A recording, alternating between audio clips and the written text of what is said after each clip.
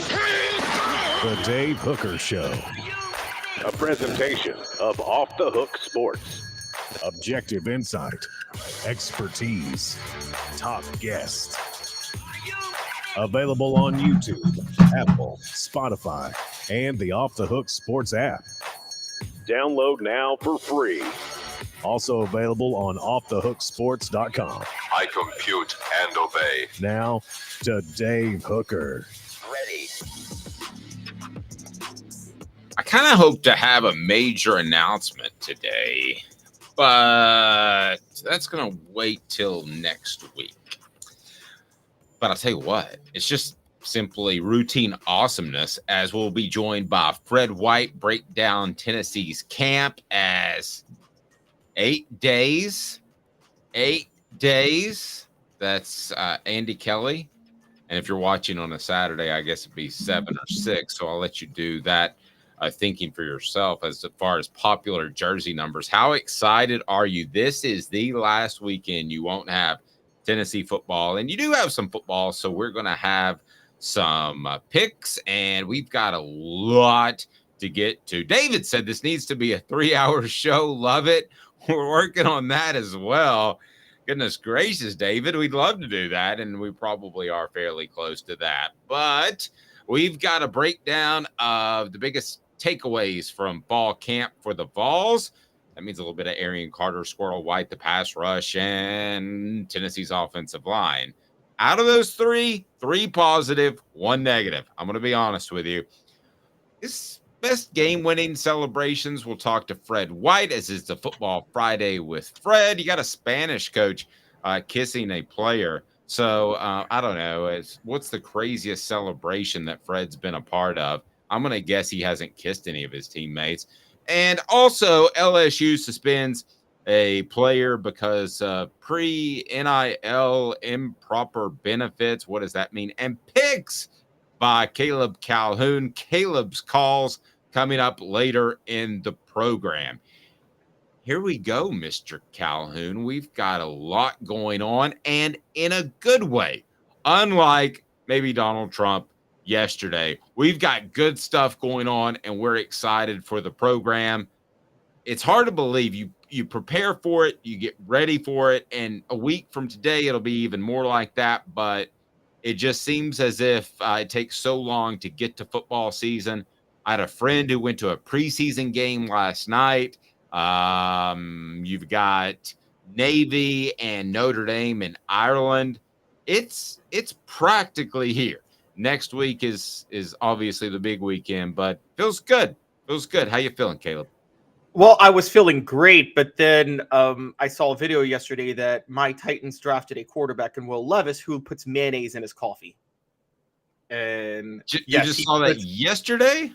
I didn't know he did that. Yeah.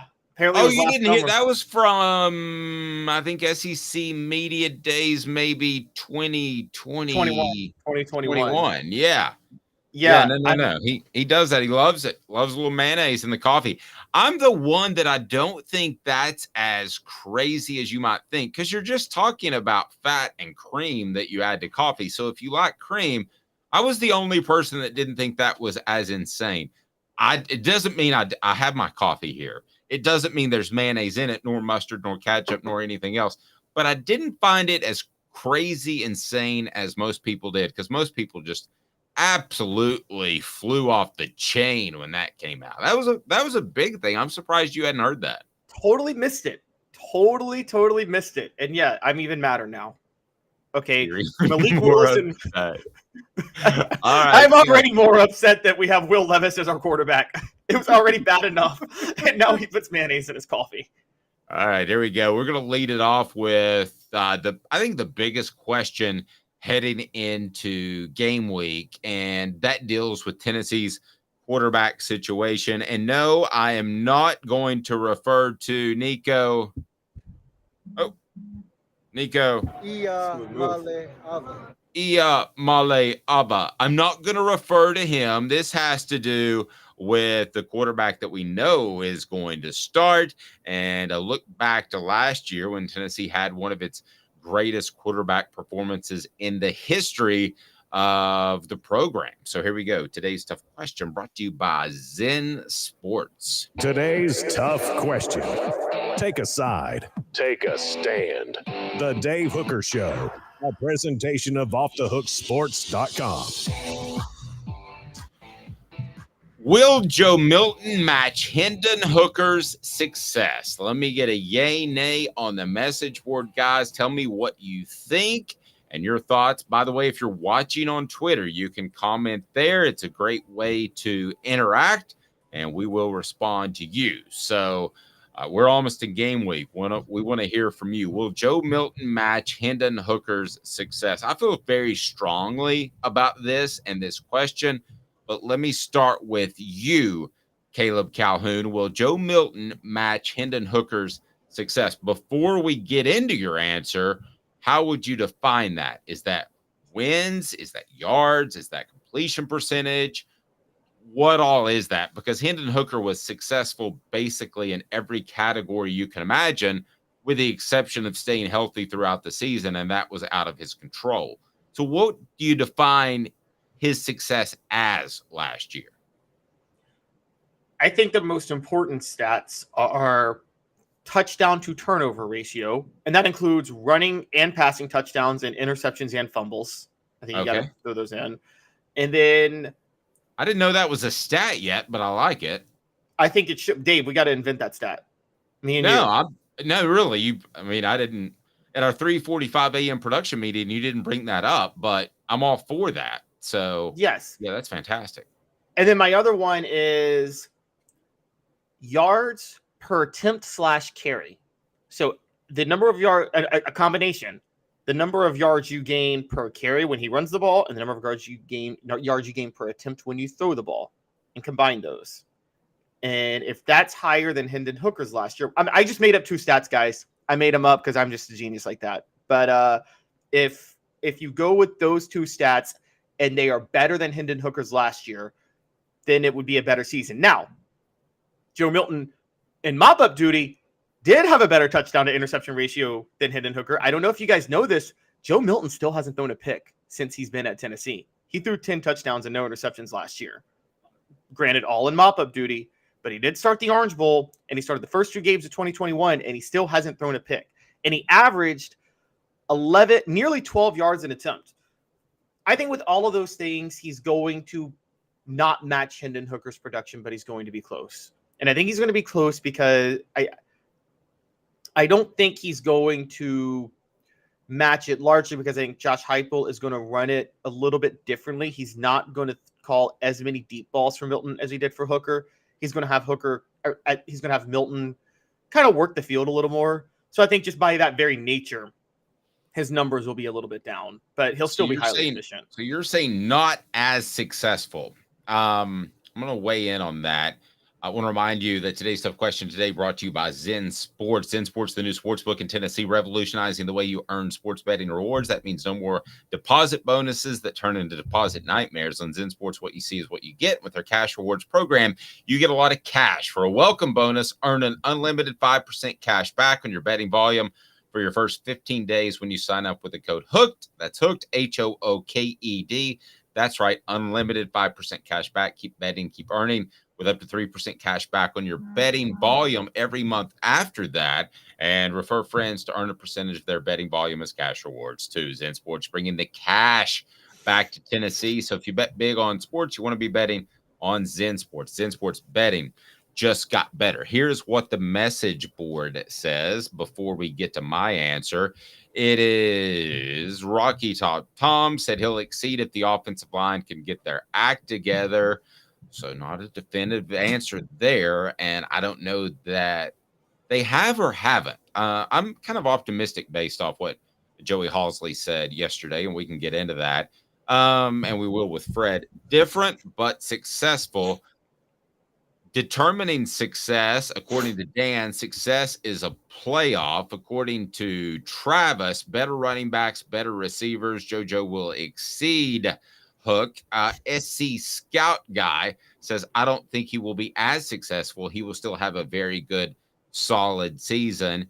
So here's where I am on this. I'm kind of along the lines of what Travis says. I think more successful, and I'm determining that by wins, going against one of my stronger beliefs that the win-loss record should not be attached as a quarterback stat. Okay, there's 21 other people on the field, and there's a lot of other players that come on the field, and a quarterback has the greatest impact, but not the only impact. But I predicted them as making the college football playoff. So for me to sit here and say that that's not more successful would be a little bit silly. So I think it's more successful. I don't know that the stats will stack up and be as stellar, because I think that Josh Heupel took some teams by surprise and took some coaches by surprise last year.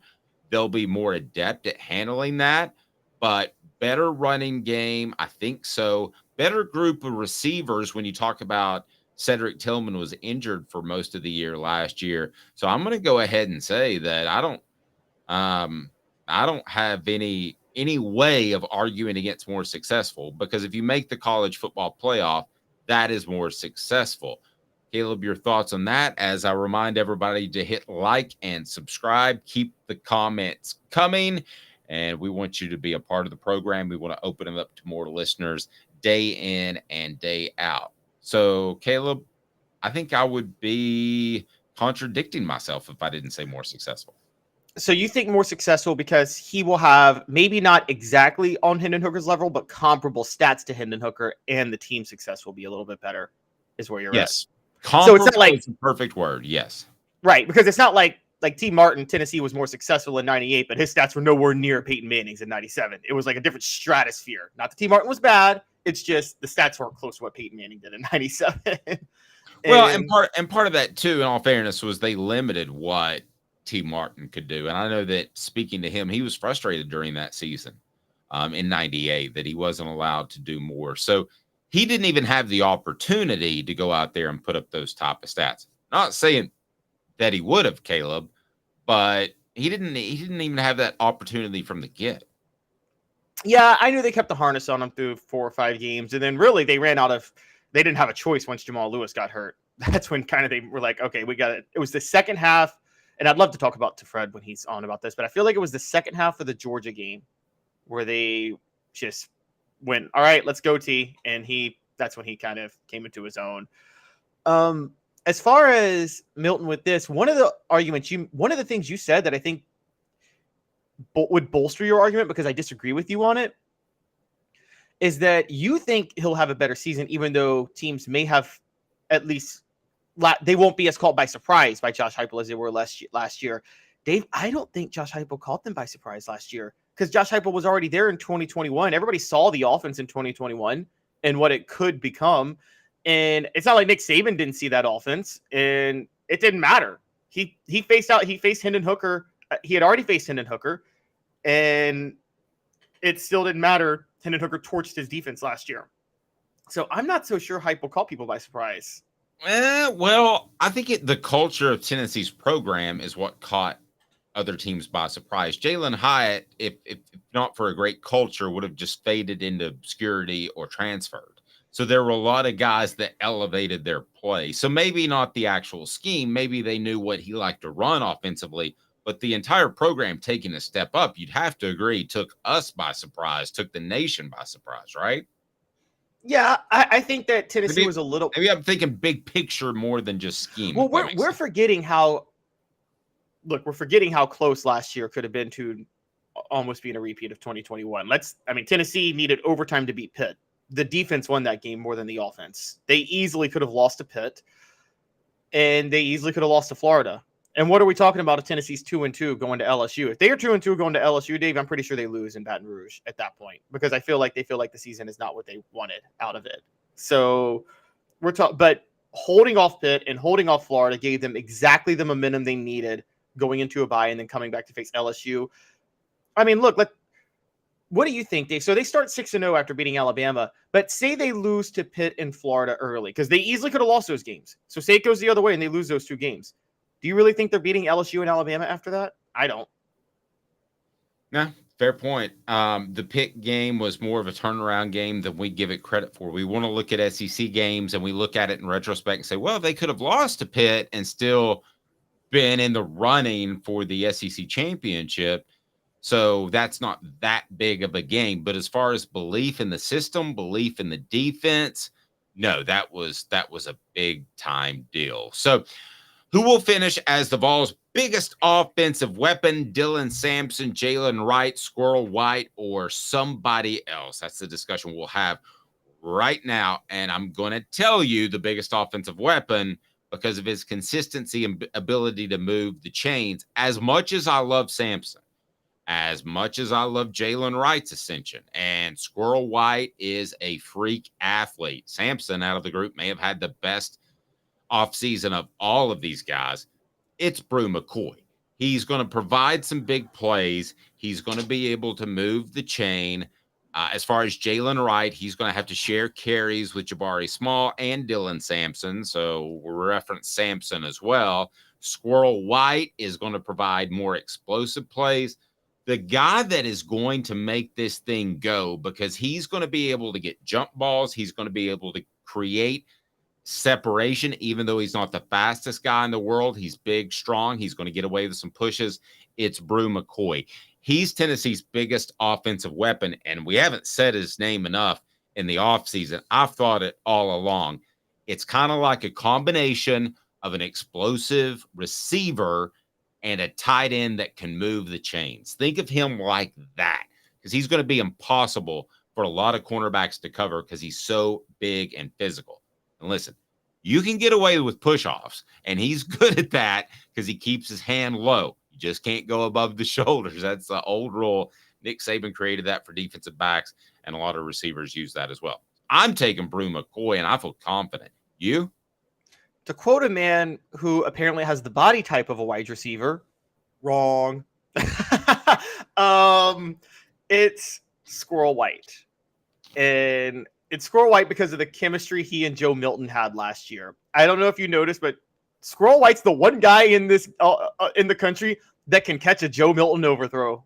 And there's going to be quite a few Joe Milton overthrows. So I think that's why Squirrel White is perfect for Joe Milton, and he caught a lot of Joe Milton balls last year. So I think because Joe Milton is in there, Joe Milton can actually let it fly, and he doesn't really have to worry about timing it with his receiver because Squirrel White's going to get to the ball. So I'm going Squirrel White. Now, when we talked about a lot, Zachary mentions him. Dante Thornton is going to be a beast. Zachary, I would have said absolutely you're right 2 months ago, but I've heard so much talk on and off the record about Squirrel, and I think there's a reason they rested Jacob Warren throughout some of preseason camp. They didn't push him. That makes me think, even though we talked about they may go to 4 wide more often, I don't think that's going to be the case. So, Zachary, you could prove to be right, but it feels like to me that Dante Thornton is kind of on that second level of projected playmakers, Caleb. I know you were high on Thornton too. So what is your take? Does it not have that feel a little bit? It does. And I go by potential, but we talked a lot about Addison Nichols and Gerald Mincy, and I got to be critical of Thornton. If he's not in the rotation this year, it's a big indictment on him because he's got the build and the athleticism to be and playing in this system to be, and I said this last December, to be Kevin Durant joining Golden State in the NBA. That's what I thought this was like. And if he doesn't emerge like that, it's a major indictment against him. I gotta be honest. Okay. And that could it be 50% indictment on him and 50% that Tennessee's receivers are just so darn good?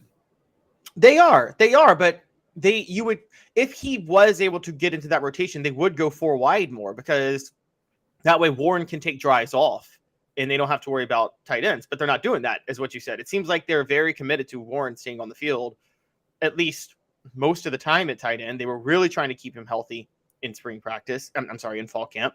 So that's kind of a concern. Now, maybe we're reading way too much into this. I mean, again, this could be just one of those because Brew McCoy and Ramel Keaton will be gone next year, so Thornton will be in there at that point. And Thornton and Squirrel together starting, that's just going to be crazy. But so that's highly possible.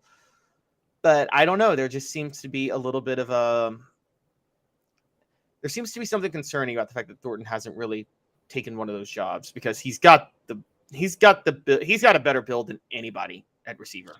Well, and the thing that guys like Mike Matthews, for instance, the 5-star committed wide receiver prospect, they don't want to hear this, but when Tennessee settles on its receivers, unlike its running backs, they play a lot of running backs, but when they settle on their wide receivers, I'm just going to go ahead and tell you that those are the guys that are going to play primarily. Off the top of your head, who was Tennessee's 4th and 5th leading wide receiver last year, or slot receiver? Off the top, I think I can do this. Okay, so we know off the top of our heads, we know Ramel Keaton, Brew, and Jalen Hott were top 3. Yes, but Tillman was 4th because he did start 6 games last year. Right. I was going to give you that. That's why I threw the 5 in there. I think Squirrel was 5th because Squirrel got a lot of yards in garbage time last year.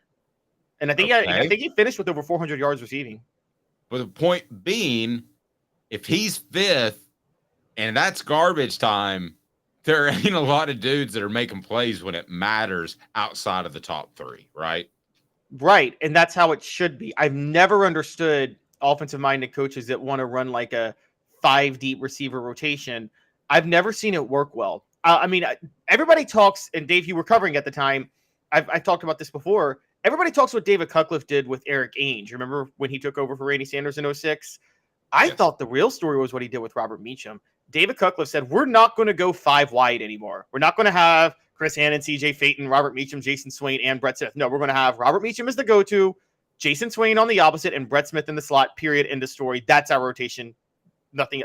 That was the first thing Cutcliffe did, and I think that did a lot for Ainge. I think it's a lot better for a quarterback when you shorten your receiver rotation. I 110% agree. Want to address a couple of things on the message board. All the talk about the receivers is driving this is some of you guys crazy. Tennessee's a running football team. I know that sounds insane, but they're going to set it up with the run. And also Travis says, in response to the Thornton talk, maybe Coach Heupel leans a little toward loyalty. He's already proven that a little with Joe. So I can understand that. Dante Thornton, if he makes a couple of mistakes, which everybody's going to in a new system, that can result in an interception with the way you have to read the safety. So I can certainly understand that if that's the case. Coming up next, we're going to be joined by Fred White. His favorite post-game celebration. Did it involve kissing anyone? Because you got a Spanish coach who just laid a smooch on one of his players during the World Cup ceremony. And also the biggest takeaways from fall camp, where Tennessee's offensive line stands. Squirrel White, we're going to talk about him. How big of an impact can he have? And also, I want to get Fred's take on Arian Carter and Tennessee's pass rush, because it's not just one dude anymore like it pretty much was last year with Byron Young. It's bigger than that. We'll be back in 2 minutes. Caleb Calhoun, Dave Hooker, Off the Hook Sports.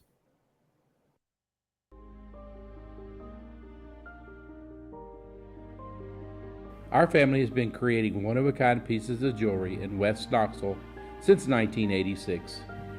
Each piece is a combination of unique processes that bring your idea to life. Every day in our shop, a truly special item with a story all its own is being manufactured in our facility, bringing the history and family sentiment into a whole new generation of life. We're grateful that you chose us to be Knoxville's best jeweler, a title that we value and respect. Because to me, being a jeweler and owning a jewelry store are not the same thing. I'm Rick Terry. I'm a jeweler, and we want to be your jeweler. Kingston Pike and Campbell Station Road in the heart of Farragut, and downtown on Gay Street right next to the Tennessee Theater. Hi, Mike Davis here with City Heating and Air, reminding you to always dare to compare. Our team provides quality local heating and air service, installation, and maintenance across East Tennessee. We use only the best equipment like American Standard heating and air conditioning for your residential, new construction, or commercial needs. Honesty, dependability, and customer satisfaction have been the cornerstones of our business since 1961. City Heat and Air. Dare to compare. These mountains hold and defend a spirit far better than moonshine. A drink that holds flavor, that becomes necessity. A hard cider made and relished by folk who are as hearty as they are legend. A refreshment that can only be found in one place, with a taste that makes you say, give me 3 bottles of the good stuff. Tennessee Cider Company, where necessity can be found. Who's this guy? Hello, who is it? The Dave Hooker Show, Who? a presentation of Off the Hook Sports. What? YouTube, Apple, Spotify, and the free Off the Hook Sports app. Back to Dave Hooker. Let's go ahead and bring the man in now because he is phenomenal. And the Celebrate 98 series continues. David Leverton to drop here shortly, and we've got another special guest coming up as, man, it continues, and it's been a blessing to be able to be a part of it. I can't thank our friends at Tennessee Cider Company enough for making it a reality. You can go to tncidercompany.com, use the promo code HAT, and you will get a free hat with any purchase.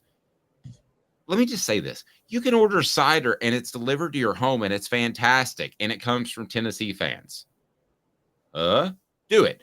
tncidercompany.com. tncidercompany.com. Fred White joins us now. He's got his orange on.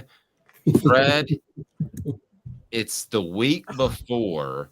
As a player, first, how are you, sir? I'm doing good. It's a Friday. It's a high school football Friday. So I'm going to catch some of the best players in the state of Georgia this weekend. So yeah, I'm excited. Yeah, it's an exciting time. If you scout the next Eric Berry like we did, let me know. What's it like being a player and being just a week away? Are you antsy? How do you control your emotions being this close? Man, you're tired of hitting on your own teammates. Boy, you cannot wait to see what you can do against somebody else. And I think it's the anticipation of just getting a chance to go out there and just waylay somebody. Because you've hit your teammates in practice, but you haven't really gave them that oomph at the end of it. You know what I mean? So I think now you get a chance to just go do it. And you talk about anxiety, man. I used to lay my clothes out for the whole week, like I was in high school, just knowing that I got to be clean when I go out there for the ball walk and those type of things. Man, you want to get a chance to go out there and just hit somebody and do something different, and just see a different color jersey. Yep. Caleb and I, in hopes of getting better, we at SEC Media Days when we were together, we just knocked the hell out of each other in the backyard.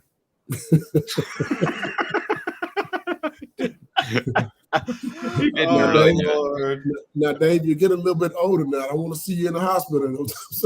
Oh my gosh. Yeah. Speaking of, I did a leg presses the other day for reps, and I can't walk, but that happens. All right. So let's get to it. Fred's appearance brought to you by Fred.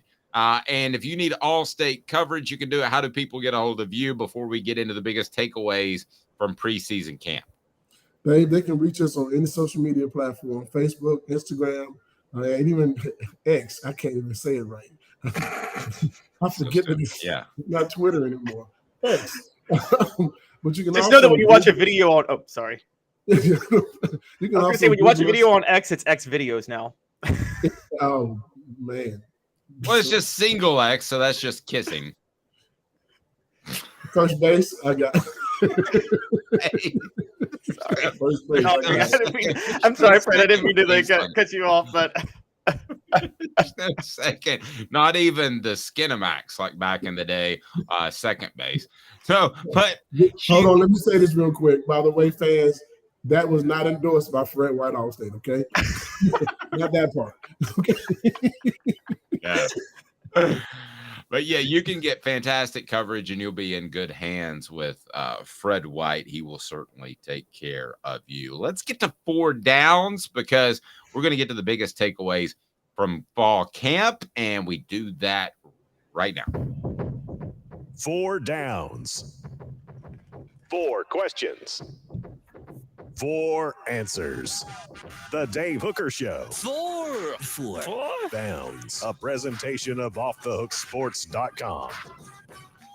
Biggest takeaways from fall camp. We're going to talk Arian Carter, Squirrel White. Tennessee's pass rush is deep, and Tennessee's offensive line has kind of stumbled down the stretch of preseason camp. We'll get Fred's thoughts on that. It's brought to you by Andy Mason, AndyMasonRealEstate.com.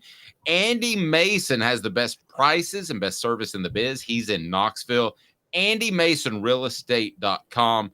A good person that will take care of you. And when I give an endorsement to somebody, I absolutely mean it. I've known Andy, for goodness gracious, like 30 years and over 40 years of experience right there in his office. So let's get to it. Cooper may be sideline on the field, but he can give us the downs. And I know that centers don't call out the snap, but it's funny. Coop here. First down. Thank you, Coop. Arian Carter. He has had a stellar preseason camp. Tell me what you've heard about him, Fred, and also answer this question. The last time that Tennessee had a dominant, not a very good, but a dominant linebacker was blank by your standards. I've heard a lot of good things about him. I mean, he's a baller. He's a football player for sure. He's a guy who can get it down on the football field. And he's already been looked at as a freshman All-American, and he hasn't touched the football field yet. So that kind of says a lot about his character and what type of football player he can be, and his potential. I'm going to say that also in that way. Potential means you haven't done anything yet. You got to do it on the football field against a different opponent first. But I think he has the ability to do a lot of those things. We've had a lot of good linebackers that come from Tennessee. And I don't have to go way far back, but, I mean, you've had an Al Wilson, you have a Randolph Thompson, you had Eric Westmoreland. You know I got to name those guys. They're the standard in my opinion. Just Tyrone Hines. You've had a lot of big-name guys. You've also had Gerard Mayo. You also had Kevin Barnett. Over the last few years, though, I see someone say Daniel Batuli. I enjoy watching Daniel Batuli play. I've watched Marvin Mitchell, those guys. I watched a lot of good guys play, but I'm going to go with Gerard Mayo because I think when you say great and dominant, I think he may be the most dominant of the last group of guys that I've seen. Ooh, good one. Good one. Gerard Mayo. Yeah. I can't forget A.J. Johnson. Yeah, absolutely. I think A.J. played very well as well. He did a good job also while he was on the hill. But dominant, that's just dominant. I'm looking at Gerard Mayo. I got you. Let's get to second down, Coop. Cooper Mays here. Hit like and subscribe. Cooper Mays here. Second down. It's Cooper Mays, in case you're curious, Caleb. So, Fred, we were kind of talking and trying to figure out, because it seems like Squirrel White and Joe Milton just have rare chemistry. Is there any receiver that Squirrel White reminds you of, whoever played at Tennessee? Because I'm having trouble thinking of one. I feel like he's unique. I think he's unique also, and I don't like comparing guys. Because I like for guys to be themselves and be who they are and show them what you're going to be yourself. He has a lot of speed, which is good. I think he's a small guy like a Cedric Wilson. Does he run routes like Cedric? No. Does he, he has more speed than Cedric did as well. And you look at the other guys that have come through in Tennessee, most of those guys are bigger than him. You go from Meacham to the guy, I can't remember his name right now. He got hurt against Florida. Justin Hunter. And those guys, most of those guys are bigger. You know what I mean? Derrick Rogers, a lot of those guys have been bigger.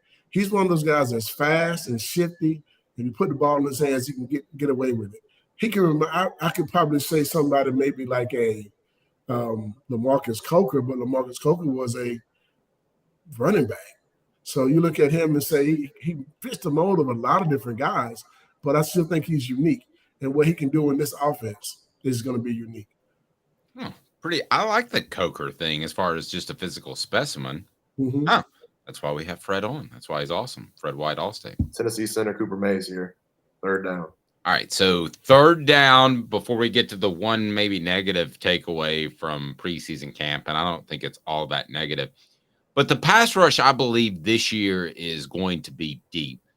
Back in the day when you guys were great, it wasn't just one guy that was a great pass rusher. It was 6, 7 guys. And you would rotate those in, and you had defensive tackles that could push. It was 10, 11 guys. And I'm not exaggerating for the younger ones out there that may not remember the late 90s. But having a deep pass rush, how much more challenging is that for an offense when everybody's fresh and everybody rushes the passer just a little bit different? Well, I mean, because you don't have to go 12 plays before you come out or 20 plays before you come out. I mean, you tap and you come out and get a rest. You come back and you're fresh. That means you should be able to go extra hard. You need to give me 110% when you come on the football field. That's one of the things that our rotation when we won the national championship and before that, and even after that, you look at how many guys we can rotate in and out. If you were tired, then come out. Because if you're out there playing tired, you got a fresh guy on the sideline, I'll take that fresh guy over a guy who's tired any day because you have a little bit more push. Now, don't get me wrong. There will be times in the game where I'm going to need my stars out there. But for instance, we played against Syracuse in 1998, and I look up and all the starting defensive lineers on the sideline sucking wind. Hey, man, I called a timeout. That's the only time I actually ever called a timeout in the game, but I'm sitting there thinking, no, it's 3rd and 4. I need you guys on the football field. What's going on?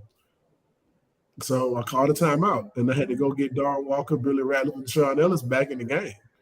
Hey, man, we need you on the field right now. This is important.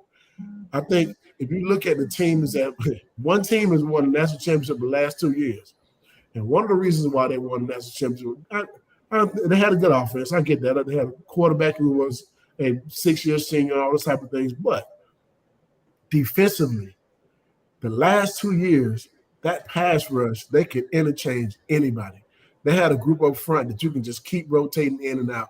And if you keep bringing a fresh lineman to an offensive line, play in and play out like that, it takes a toll because they don't get to switch in and out, sub in and out like that on the offensive line. You want those guys to have continuity and be able to play together consistently throughout the football game. However, on the defensive line, I'm bringing a fresh body at you, and I'm bringing my best every play. That's one of the reasons why Georgia won back-to-back championships, in my opinion. And I don't know if they can – I hope they can't continue that trend, and I think that trend is coming our way now. But if you have a defensive line that can rush the passer, it makes your defensive backs better. It makes your linebackers better. Your complete defense is a different defense when you have guys who can pass rush and get to the quarterback. Yep, great stuff. And let's remember, Billy Ratliff wouldn't have been in the game against Arkansas to create that fumble had Jeff Coleman not come over and said, hey, I need a break. And Ratliff ran out there, and we saw what happened as Houston Nutt acted like an idiot, and Clint Sterner couldn't hold on to the ball because he got nailed by Billy Ratliff. Well, actually, he didn't get hit. I guess Billy pushed his own offensive lineman, which is almost cooler than just a natural tackle. I mean, to push an offensive lineman into the quarterback and create a fumble is maybe the coolest thing you could do. And that's like you said, had Jeff Coleman not tapped his helmet and said, hey, I need a breather, Billy Ratliff's not even in the game because it was his set of plays to play. Yep, absolutely. Let's go to 4th down there, Caleb. All SEC center Cooper Mays here. 4th down. Thank you, Coop. Well, Fred, speaking of all SEC center Cooper Mays, doesn't look like he's going to start the first couple of games. We understand Ollie Lane has moved over to center. I feel like Tennessee's having some issues at left guard. They haven't gotten what they wanted out of Addison Nichols or Gerald Mincy yet. Is it too late for this? Is it too late to find a solution at this on the offensive line before the season starts next week? No, it's next man up. Next man up mentality has to be your thought process. You got someone has to step up, and you'll find out who that guy is. And the thing is, if our defensive line is doing as good as we say they are in practice right now, that would mean you're going up against good talent every week already. And that's something that can help you get better. But also, when you put that group of guys up against Virginia, so when those guys are out there, then you're going to see what it's like. You're going to see what they're like going against someone else. I think that because of our defensive line being better than what it had once was and having more depth, I think that has helped also figure out, okay, well, maybe we may be a little bit better than what we thought we were. You know what I mean? And the prime example of that is we played against Syracuse in 1998. I had to bring that game back up. We didn't know exactly how good we were after that game was over with because Donovan McNabb went for the 31 for 30-something, 37 or something like that, and have over 300 yards and 3 touchdowns. And we couldn't get him on the ground. Then you go to next week and we have 4 sacks. I mean, so you don't know how good you are until you go up against other talent. And I think that's going to help us. Playing against Virginia and Nashville is going to be the test for our offensive line. And I'm hoping that I feel like they're going to be okay. Depth is something that you always got to have. So that means if you got 3 or 4 guys that are close and no one has actually taken the job yet, they're going to get trial by fire.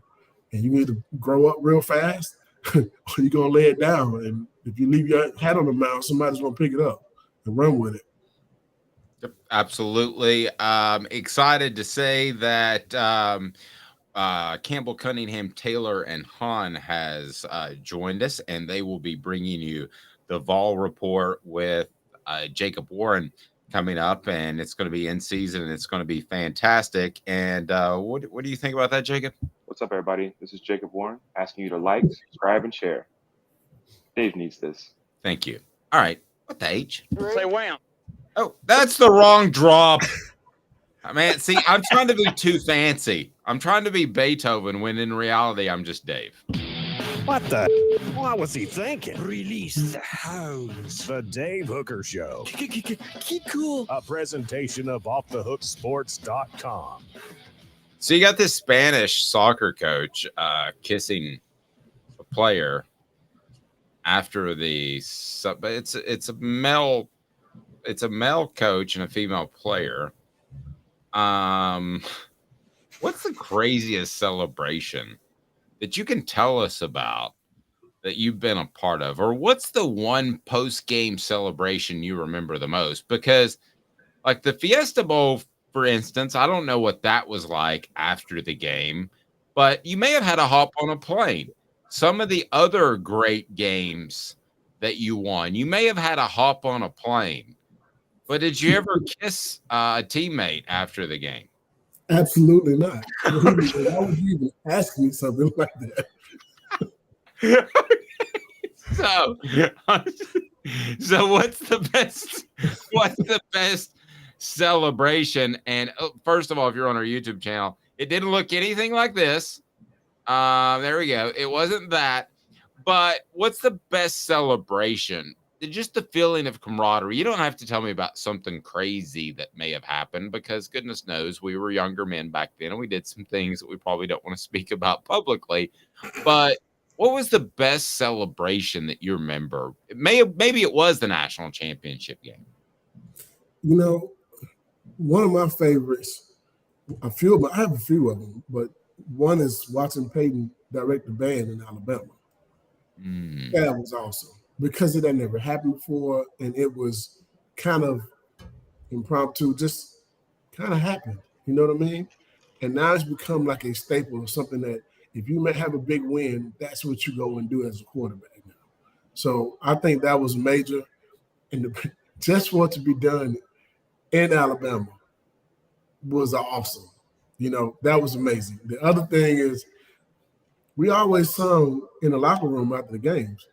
And, you know, we don't give a damn about the whole state of Florida or Alabama or South Carolina. It used to be hard for me to say Georgia because I was from Georgia, but those were things that were fun. But I remember a celebration that we were singing the song during the game as we were beating the crap out of Alabama. And we owned Alabama. And that we sang their song to them on the football field every time the play was made. We own Alabama.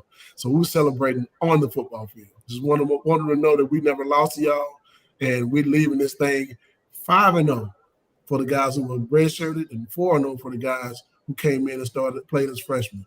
So that was some of the best celebrations I've ever had on the football field.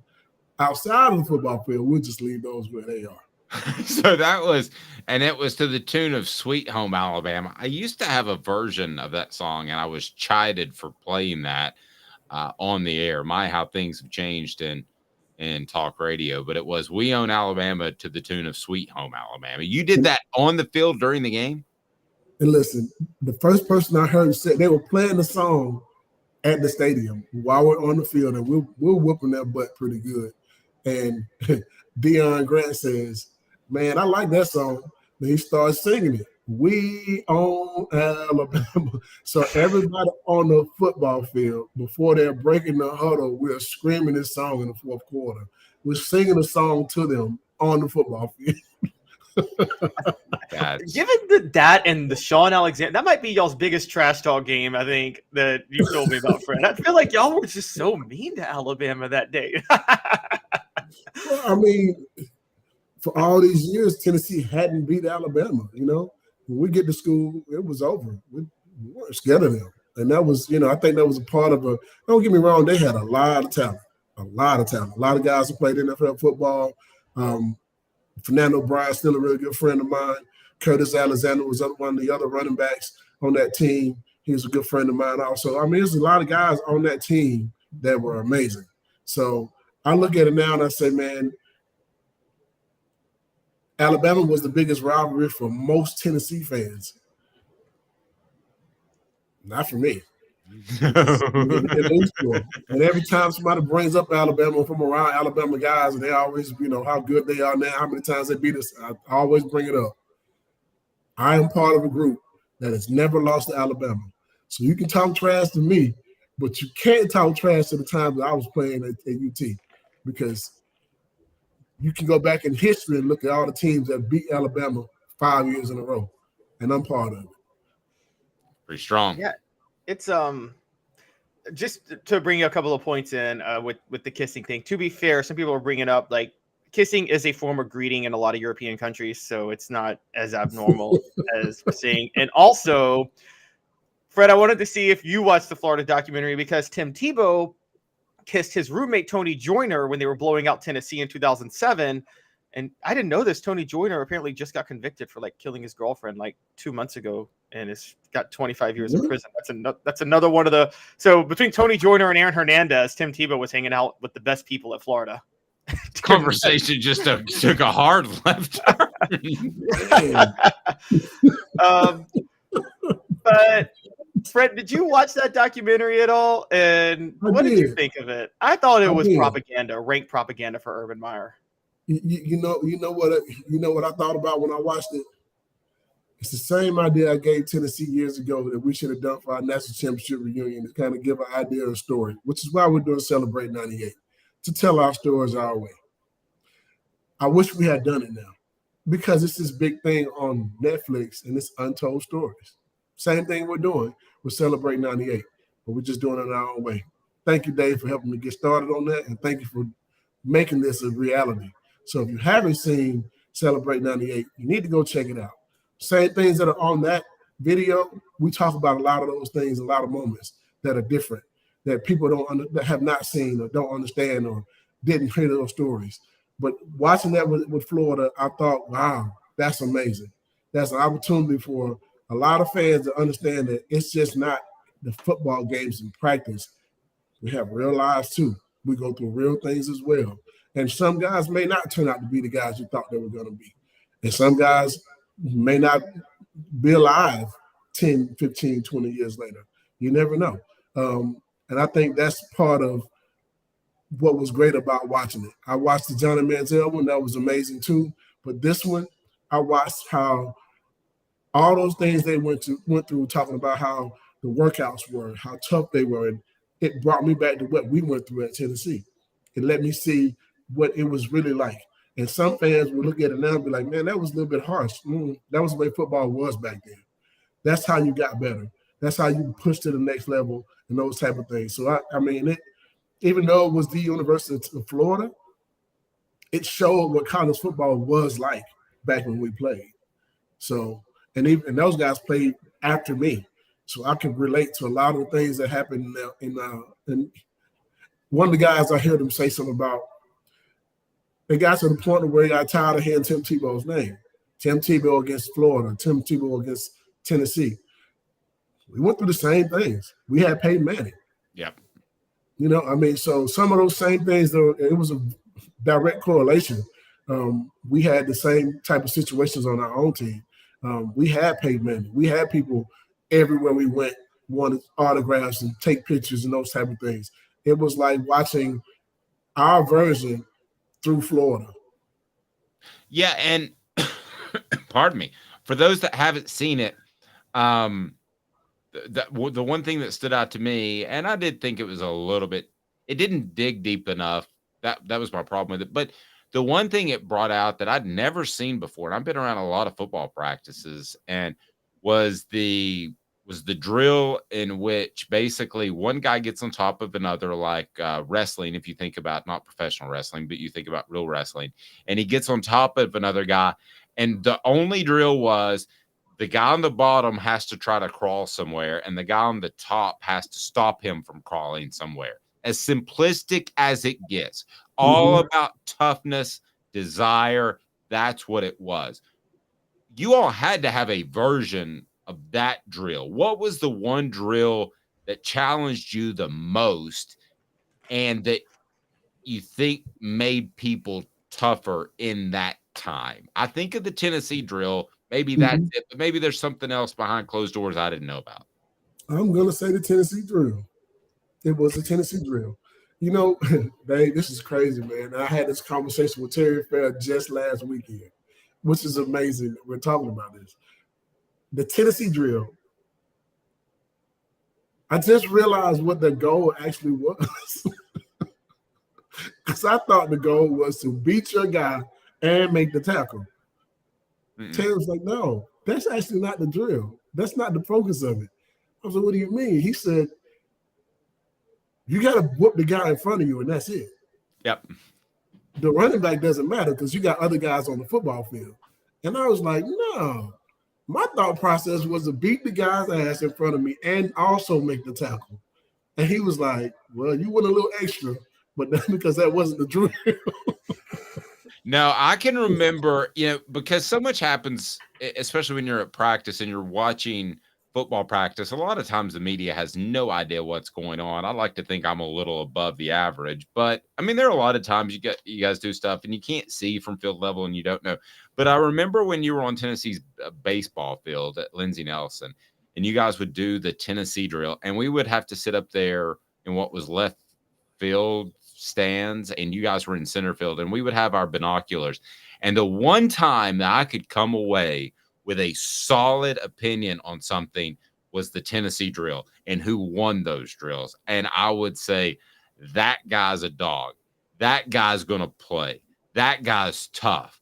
Now, some were, not able to pick up the offense or the defense or whatever. But as far as the toughness of it, I remember one, and this is a little random, but I remember Kelly Washington just standing up and being tough. And I know a lot of people don't like Kelly Washington, but I had a lot of respect for him after that drill because he didn't fade away from it. He took part in it. And there are countless other guys I could mention, but man, if you beat your guy in front of you, that was the guy that I kept my eye on for the rest of preseason camp. I hate to say these names, but it is true. It is what it is. I'm gonna call it like I see it. You get mad and upset, you do. Oh well. I watched John Henderson, who was the #1 player in the state of Tennessee, and there's a guy by the name of Tim Hodges, and I love Tim. Don't get me wrong. I remember and this he was the one. #1 offensive tackle out of the state of Texas. I mean, both of these guys are behemoths. 6'7" is one and 6'8" the other. These are two of the biggest guys we've ever seen. And they are on the football field when they line up. And listen, we're trying to figure out, okay, who's the dog? Man, that ball snapped, and John Henderson drove him 20 yards back. It was like, oh, shoot. That's insane. I swear, I remember that one in my You little remember that? Yes, in my little binocular sitting in the left field stands of Lindsey Nelson Stadium. And I'm talking about 320 pounds, 6'7", 320. And John Henderson, 6'8", 300. Listen, so they went again because Tim was like, nah, we're going to go again. Next snap, he drove him 30 yards. Fred's not exaggerating. He didn't go back like a couple yards and get his footing, get his cleats in, and hold his own. It was just lock out and drive. And I'm sitting there thinking to myself, I've never seen a guy that big on skates like that ever in my life. And I was thinking, of course, we all realized at that point, like, hey, man, we got a grown man as a freshman. Problem was he was a Prop 48. He couldn't play that year. Yeah. When John Henderson is able to play in 1999, hey, man, we were already dominant in foot, on the defensive line anyway. But had he been able to play with us that year, ooh, Lord. Yeah. And I would also say this. I came away from that thinking so much for wondering if he can get low. Because that was the thing of being 6'7", 6'8". Can he get low? And I came away from that saying that's not a problem. His bend's fine. I will say this too. It took him a while to get on the football field after that because 99 he was able to play, but it wasn't playing much because we had a good defensive line. You got guys like, and some of these names some people may not even remember, but of course, Darren Walker, Billy Ratliff, Jeff Coleman, Ron Green was one of the strongest guys on the football team. Ron Green did a really good job of beating the double team and those type of things. Sean Ellis, Corey Terry. Man, Fred Weary started out as a defensive lineman. Mm-hmm. And Fred Weary used to beat the double team and split the double team on a regular basis. He could have been an all-American defensive lineman, but he was really good on the offensive line as well. So I think that made it to the NFL and got drafted. So I think he made the right decision. But those guys were amazing up front. And all those guys were wrestlers, by the way, except for John Henderson didn't wrestle. But, yeah, one of the reasons why he didn't get on the field in 1999 as much was because he was still playing with a higher pad level. But I think that changed in 2000, and you saw what type of season he had. I tell you what, if I had a son that wanted to play football and he doesn't, he wants to make movies. But wrestling would be the thing that I would encourage him to do. Who was help me with this, Caleb? Who was the very, very, very good center? I'm having a brain freeze that played for the Packers for years. Scott Wells. Yeah, Scott Wells. He was a center, and he knew leverage. And he was also very talented, but he knew leverage. Caleb, close us out. Anything else, sir? Fred, it's funny you're telling the John Henderson story because I know 99, your last year was the year that was Albert Haynesworth's freshman year too, and obviously 2001 when everybody's watching John Henderson and Albert Haynesworth in the middle of defensive tackle, and I think to this day people are like, "Wow, you had those two guys starting in the middle of defensive tackle in college on a team." I know you say you saw it in Henderson. Did y'all see it in Haynesworth too, or was that after you left before he kind of came into his own? Oh, we saw it. We saw it for sure. Talented, very talented. I think John Henderson was probably more brute strength and straight ahead guy. I think Albert Haynesworth was a guy who had all the moves to be 6'6", 300-something pounds. He was something you didn't see. You didn't see guys that big move that fast. I remember watching the University of Georgia had Richard Seymour and Marcus Stroud. John Henderson and Albert Haynesworth they were like the same of those. I mean, one guy was more brute strength, the other guy was he had it all. He had all the moves you can have to be that big. He could spin move, he could beat you on the pass rush, he could, all those type of things. Dip and rip. John Henderson, I'm gonna beat your butt, just line up in front of me. I'm gonna take my hands and I'm gonna drive you so far back in the backfield that's it. He was that type of guy. He was strong as an ox. When we watched them, we saw those guys. And we tell people all the time, hey, man, listen, we had John Henderson and Albert Haynesworth on our team in 1998, and they barely touched the football field. They know how good the guys in front of them were. Yeah. And I remember what Coach told me.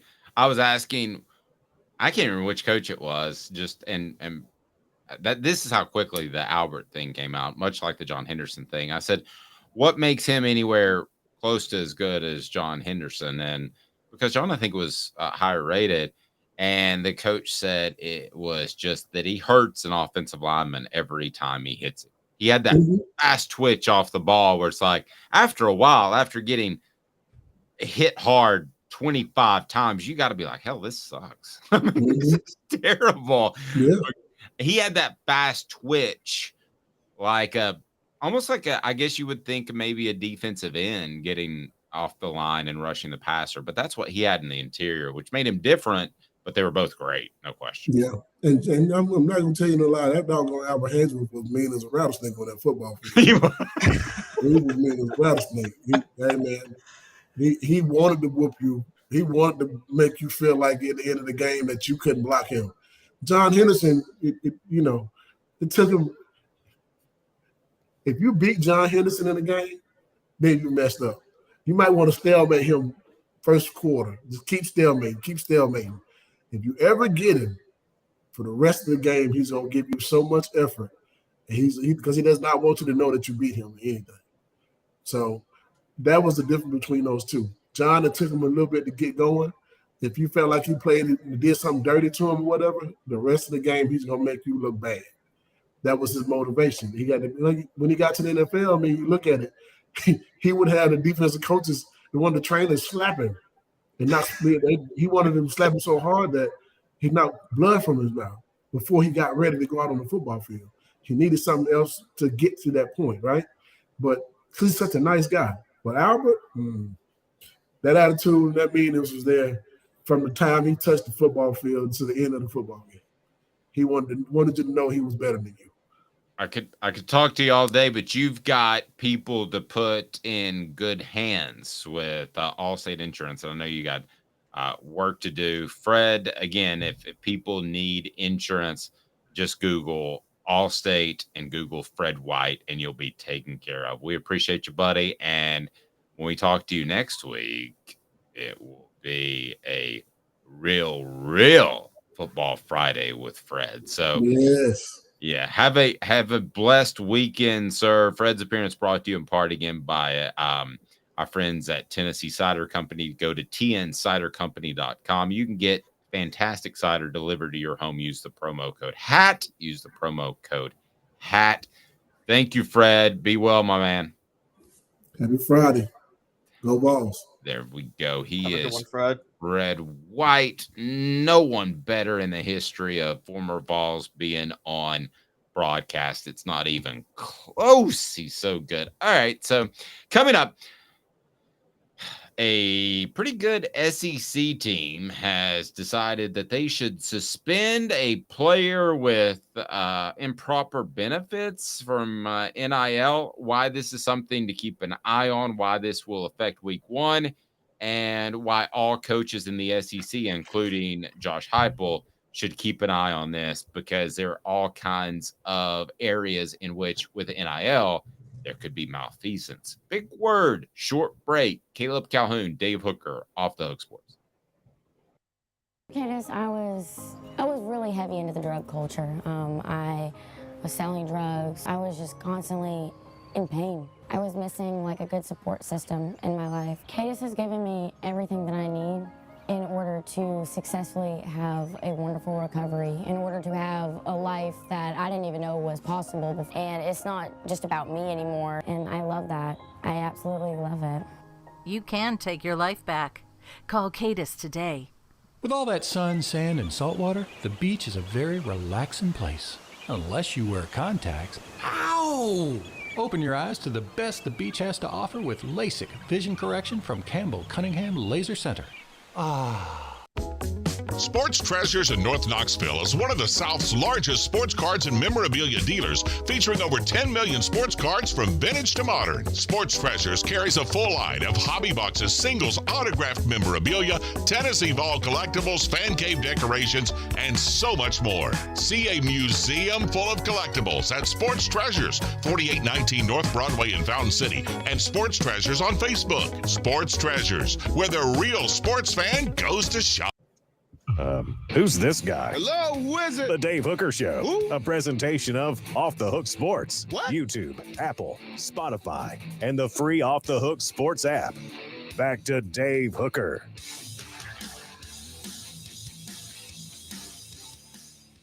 I call this the Florida tradition, and that is a player being suspended for the opening game.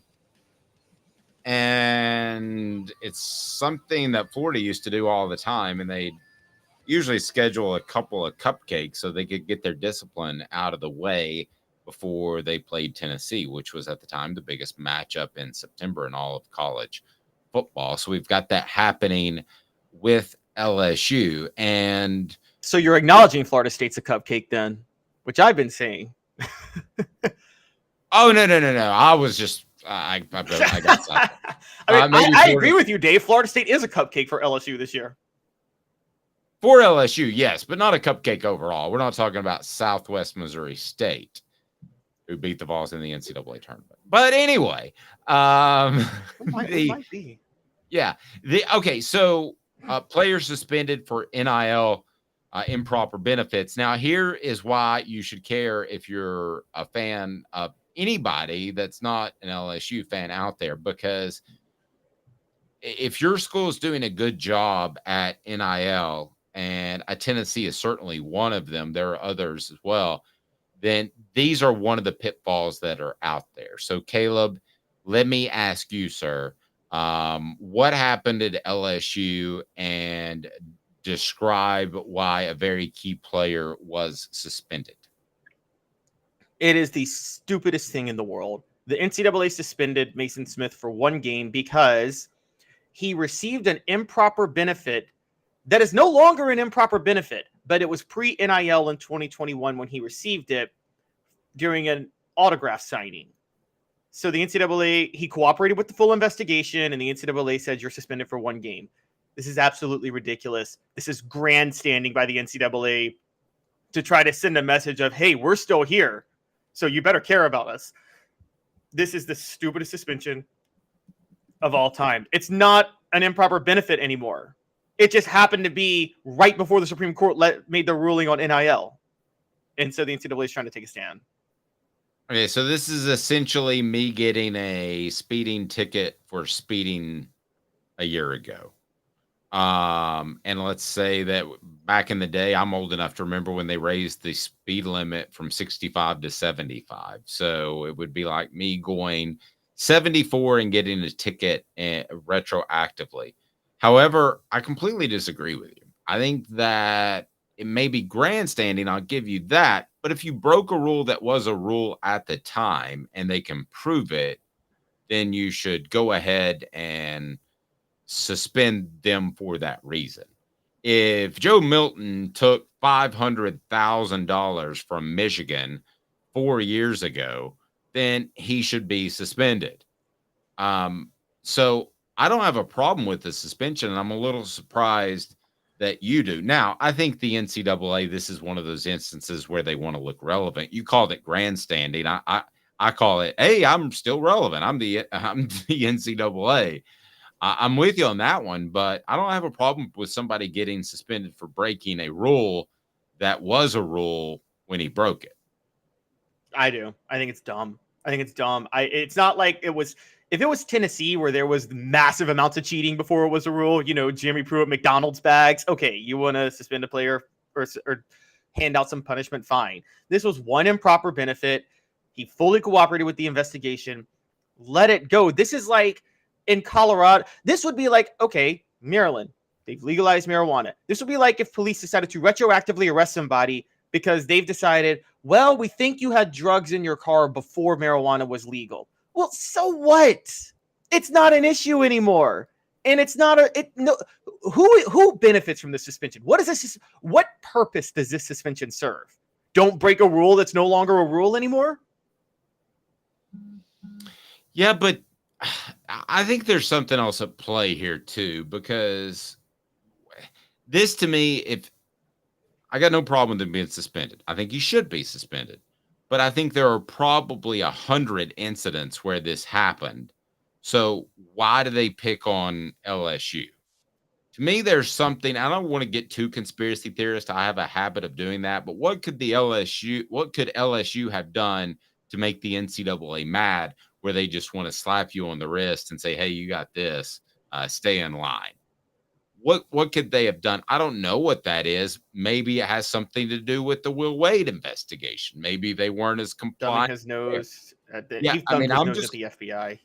Yeah, I'm just going to go down the conspiracy theorist track here for a second, because why did the NCAA pick out LSU when I guarantee you there are 100 other incidents of this? Are you telling me that Nico didn't get anything beforehand as big as he was? Are you telling me that before he walked on campus, he didn't get anything as a recruit? Are you telling me that Jaden Rashada, who is now at Miami after going to Florida, are you telling me he got zero? I mean, it's hard for me to believe. So why did they pick LSU is my question. Maybe they want to give off the clout of non-bias, because there is probably a belief that LSU was protected for years because Mark Emmert was the commissioner of the NCAA who came from LSU. So maybe this is an overcorrection on that end. I mean, I never got the vibe that the NCAA favored LSU. I don't know if you did. I've heard people give that vibe that they think the NCAA favored Tennessee, dating back to the former Alabama stuff. But I think there's I'm sorry to interrupt, but I think there's an argument to be made for that Tennessee gets preferential treatment from they also earned it, though. They earned it because okay, I'll give you an example. Does the SEC get preferential treatment in the playoff now for college football? And did they in the BCS towards the end? Yes. But they also earned it, because for so many years they kept dominating that it just created the idea, well, I mean, they really are that good. I think Tennessee consistently was always out in front of investigations and self-reporting and working with the NCAA. So yes, did they get preferential treatment? Yes, they did. Does anybody really believe that let's not forget the whole academic fraud scandal that led to Fulmer turning in Alabama for Albert Means. Yeah, I'll be the first to tell you, I believe Fulmer did that to get the NCAA off his back. And I do think there was probably some academic fraud that happened at Tennessee. But I also think there was Alabama was a bigger fish with what they were doing. And I think Tennessee has bought goodwill with the NCAA over the last 30, 40 years for themselves. Okay, so but that's not the way it should be. That may be the way humans work, but I use speeding a lot because I don't speed, and Caleb Calhoun has a very heavy right foot. So I have a drive to Knoxville today that I'll make in half the time.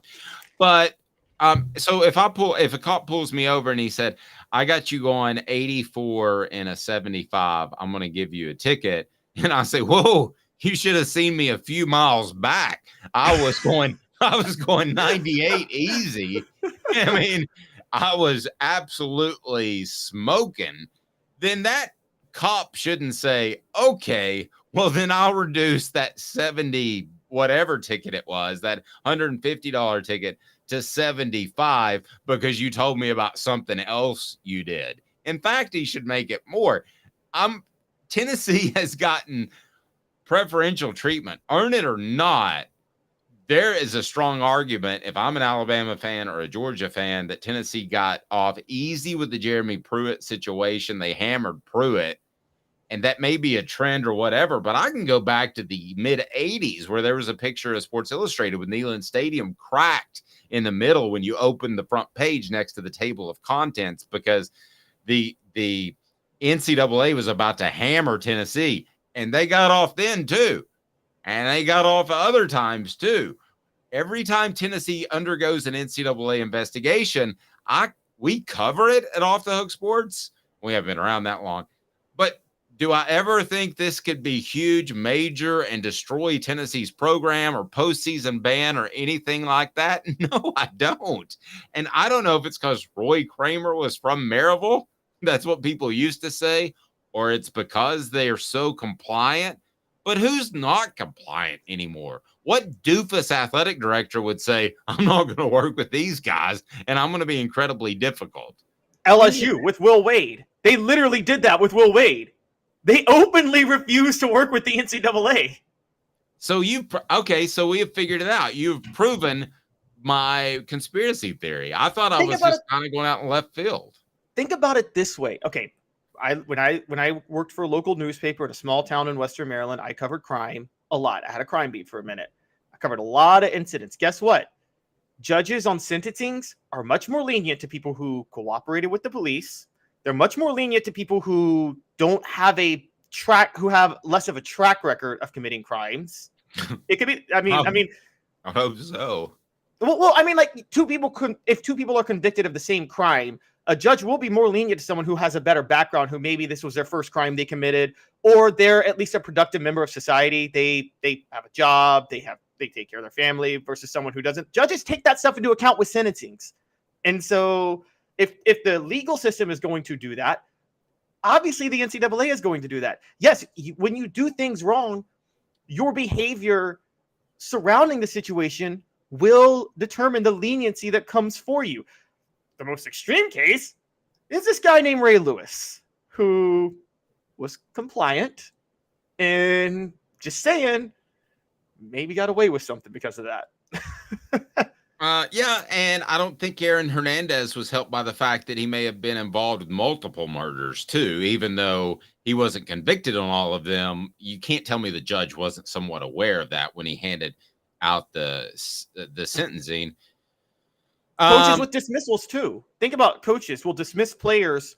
Sometimes two players committed the same infraction, but one, it's like their 17th infraction, and the coach is like, all right, you're gone. Okay, well, let me ask you this. Do you think Tennessee got preferential treatment in the Jeremy Pruitt thing?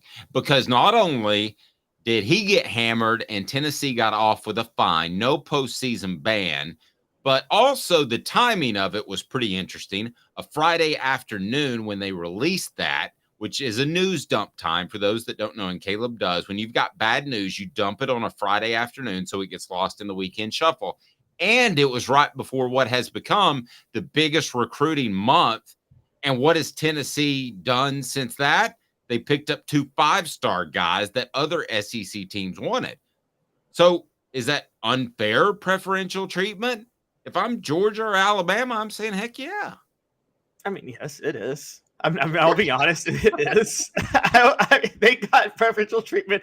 Okay, your least favorite program, Dave, the one you hate the most, Missouri, got a bowl ban in 2019 for the smallest infraction that doesn't come close to what Tennessee and Jeremy Pruitt did. It doesn't come close. But I think Tennessee has bought themselves some goodwill with the NCAA. That happens. You buy yourself some goodwill, you're going to get some more favorable treatment. So, I mean, look, Alabama had Auburn, they would come down hard on because, Dave, you know this as well as I do. Auburn has a history of cheating with the NCAA. I mean, it's a deep, long history of cheating and not complying and doing whatever they can. So if Auburn gets caught doing something, yeah, they're going to get the hammer. They're going to get it pretty bad, too. I'll give you another example. Southern California, what did they do? What did the NCAA do to the Trojans after they hired Lane Kiffin? You're right. I will bet you right now, if they'd have hired Jack Del Rio or Jeff Fisher, Steve Sarkisian. Well, Steve Sarkisian on Pete Carroll's staff. Yes. Okay, so not him. If they would have hired somebody that had no NCAA issues, like Lane Kiffin had boiling at Tennessee, if they'd have hired somebody without any NCAA issues and no ties to Pete Carroll's staff, I guarantee you it wouldn't have been 35 scholarships or whatever it was. And I mean, they got hammered bad. Lane Kiffin had no chance to succeed there. They got hit so bad by the NCAA. And I can tell you personally that he was stunned how hard they got hit. And he wouldn't have taken the job and he would have stayed at Tennessee if he'd have had an idea that it was anywhere close to that. But it was his hiring with the hostess gate thing going on that caused them to get hit so hard. So it's like the chicken or the egg thing. But, yeah, I guess that further proves your point. Now Tennessee gets away with what they want to. Yeah, I mean, or maybe the NCAA loves Tennessee so much they were mad at Lane Kiffin for leaving Tennessee. Yeah, that's absolutely right. All right, so lastly, a new segment on the program that we're incredibly excited about. It is, what have we decided to call this? Okay, for the written word, we're going to call it Caleb's Call. But for the show, it's Hooker Picks. Who doesn't love Hooker Picks? I love Hooker Picks. Sometimes it's hard to pick one out from the crowd, but those are the good ones, I've been told. So Hooker Picks are now, we're going to have picks each and every week, and it's going to be brought to you by Zen Sports. And my guy Caleb is a winner. So you want to tune into this, go ahead and get your You're going Zen to get sick of winning, guys. That's right. Get your Zen Sports app. And the cool part about Zen Sports is you get cash back when other people that you recommend bet. So it's pretty cool. But let's start with Vanderbilt, the 17 and a half. The format I'm going to give to everybody real quick. Okay. Every week, I'm going to bet on the over/under and the spread for every SEC game and every game featuring an SEC team and every game featuring 2 top 25 teams. And then I might add a couple of games if I love the spread, and I'll tell you, like, that's my bet of the week. So that's how we're going to do this. Travis says Hooker picks are proof. Burn them. It's absolutely right. If a Hooker's involved other than me or Hendon, you don't want to be taking pictures. You don't want any recording devices around. Do you remember before we get going, do you remember, because we're going to talk about Notre Dame, funny enough, do you remember the Notre Dame scandal where like 3 players, it was a Charlie Weiss here, all got arrested one night for like picking up a hooker or picking up hookers or prostitutes? And I thought, you could have any girls. Why are you picking up prostitutes? And then I remember one of them in an interview later was like, guys, we weren't paying for the sex. We were paying because we knew they weren't going to call us back. Well, yeah, and the old saying is you're not paying a hooker to do what hookers do. You're paying a hooker to leave. Right. Anyway, so, and by the way, if anybody ever needed a number for an escort, it's probably Charlie Weiss. So I can imagine where they got that number. Because you talk about the most unattractive man that I've ever seen. That's probably the guy. All right. That guy from top to bottom ain't good looking. All right. So what do we got? Who are our picks for this week? All right. So the only SEC game that which I am legally obligated to bet on SEC games based on our show is Vanderbilt and Hawaii. Now the spread is 17.5 points. Over under is 56. Dave, I don't know if you want to hang hour. That's crazy. But I can do that. So is this whether or not I agree? Whether or not you agree. So I'll start with the spread. I think Vanderbilt covers 17.5.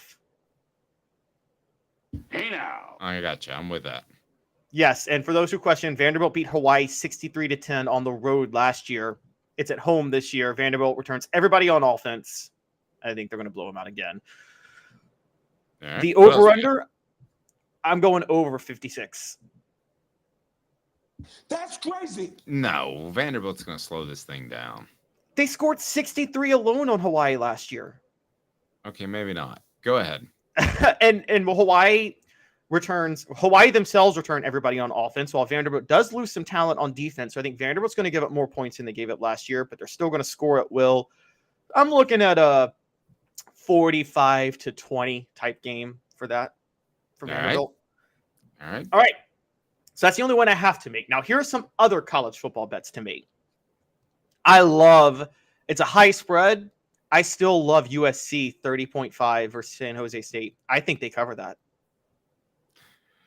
I think you want to come out of the chute and look really good. And if Tennessee had a lower level opponent, Virginia's not great, but I think that Josh Heupel would want to set that tone for recruiting. And I think that Southern California will keep those starters in just a little bit longer. So I'll give you a big Hey now. Yes, I agree with that. They'll score 60 points in this game. Yeah, I'm with you on that too. All right, bet of the week, guys. Bet of the week. I'm all in on this. I am all in. Navy plus 20.5 Notre Dame. Notre Dame does not cover that 20.5 spread against Navy. Doesn't happen. Hey now. You're absolutely right. Marcus Freeman was a terrible hire as a coach. I'm sticking by that. This is year number 2 for him. He's a player's coach. It's going to start to slide downhill, and he's a player's coach. And I heard him on the Dan Patrick show, and he was asked, Dan Patrick asked him just flippantly. He said, do you know the names of all your players? And he said, of course I do. So he goes, okay, who's number 53? And he goes, oh, 53. And he paused. Okay. And he goes, that's Murph. And Dan Patrick goes, what's his full name? He goes, oh, we just call him Murph. He could not remember his name, Caleb. And and he bragged about how he still benches 315 or 330 perhaps. Listen, I go to the gym. You don't hear me bragging about what I'm benching because I'm old enough and secure enough in my manhood that I know that that's not the best thing for your joints once you get past the age of 25. So he's still trying to hit it with the young guys. He's trying to be cool. It's going to be a disaster. Don't be surprised if Navy upsets Notre Dame. I wouldn't be surprised either. What's the money line on that? Because that may be my first bet on Zen Sports. Download the app, guys. Do me a favor. Use the promo code Hooked. Okay, Notre Dame Navy. Okay, it's Navy plus 850, or it's plus 851. So you bet 100, you would win $851. That's a hell of a money line. That's a ridiculous money line. Who in the world? Oh my gosh! Now Notre Dame, it's minus 1549. So, oh my gosh, that is a payout, man. I would say I want to add a few things. Gets excited. It's like we put cocaine on the table in front of Michael Irvin or something. Caleb's geeking over this. All right, so let's throw this out here real quick. A few things. Navy runs the triple option, so they're going to slow the game down, making it harder for Notre Dame to win by more than 20. Yes. Notre Dame only beat them by 3 last year. Notre Dame has a new quarterback. You're right. They got Marcus Freeman as head coach, and their new offensive coordinator got demoted from his last job at West Virginia as offensive coordinator. So I don't know why Marcus Freeman decided to hire him to replace Tommy Rees. And the game's in Ireland, and Navy returns everybody. And so I'm so all in. Navy covers that 20.5 spread. One last over under, Dave, before we go. I want to know. I want to set it. Ready? Yes. Guys, we're not political at all. We are not. I don't care. I don't care what happened or what you think about last night's arrest. But if you think Donald Trump is 6'3", 215 pounds. Yeah, he said he was 6'3", 215 pounds. Let's set. How far off is he? Oh, I think on his way. I think he's 260 easy. I was going to go 240, but so somewhere in between there. But yeah, not 215 though. Yeah, if we put he's over 240, man. You think he's over 240? I can see it in his face, and I've seen a couple of golf shots. Again, not a political statement, but own it. What if he just went in there and said, "I'm 6'3", 315"? You know why? Because I'm huge. He's Caleb Calhoun. I'm Dave Hooker. Have a fantastic day, everyone. Yes, he's the same size as Derrick Henry. The message board says he's not. All right, have a fantastic weekend watching football, and know that we'll have you covered. If you haven't set the notifications on yet, do so, because we'll have Jacob Warren and Cooper Mays on Sunday to preview the Cavs. That'll be your first preview of them. I always think basketball when I say the Cavs, but the Virginia Cavaliers on the slate. So great preview of them. We will have a huge week of John Adams, Josh Ward, Fred White next week. So I'll teach John Adams about some other rap songs about certain drugs, street names for drugs that he doesn't know about. Can't wait for that. Yes. That MDNA got you feeling like a champion. The city that sleeps better slip you an Ambien. Jay-Z.